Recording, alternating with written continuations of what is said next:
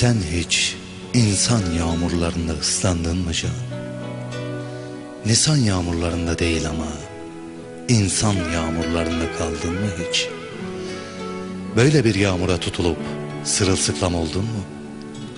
Ve çalınarak gözlerinden o insanca düşlerin kendini bir anda hiçbir şeyin söndürmediği o alevlerin, o yangınların içinde buldun mu?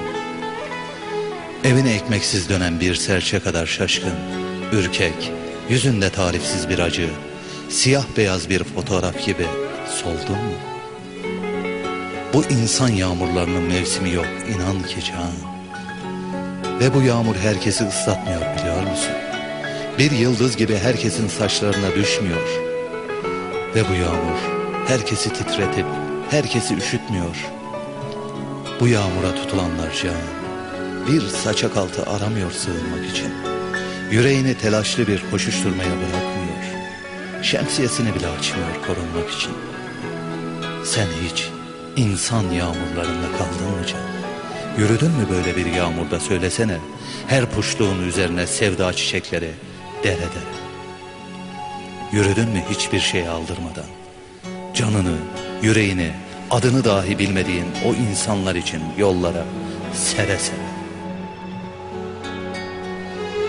İnsan yağmurlarında yürüdün mü çaresiz, tek başına bensiz. Sensiz geçen günlerin sonu gelmez, dertlerin acısını çektin mi ah?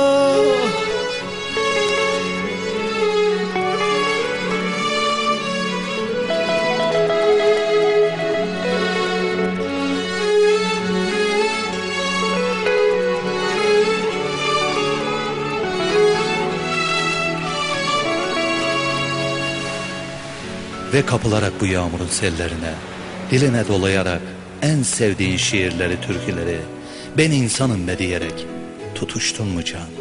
O umarsız ateşlere göz göre göre. Sen hiç insan yağmurlarına tutuldun mu can? Bu yağmurun ardında bir gökkuşağı yok inan. İçini sarı sıcak dolduracak bir güneş yok. Eğer sen taşıyorsan içinde insanca bir yürek, o güneşte, o gökkuşağı da senin o sevdan, o yüzündür can. Bu yağmur sevgi dolu bedenlere şefkat, merhamet, hoşgörü diye düşüyor.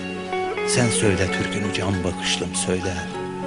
Bizim gönüllerimizde bu sevdayla nice acı, nice zulüm, nice ölüm üşüyor. Nice ölüm üşüyor, nice ölüm üşüyor. İnsan yağmurlarında yürüdün mü çaresiz, tek başına bensiz. Sensiz geçen günlerin sonu gelmez, dertlerin acısını çektin mi ah? İnsan yağmurlarında yürüdün mü çaresiz, tek başına bensiz. Sensiz geçen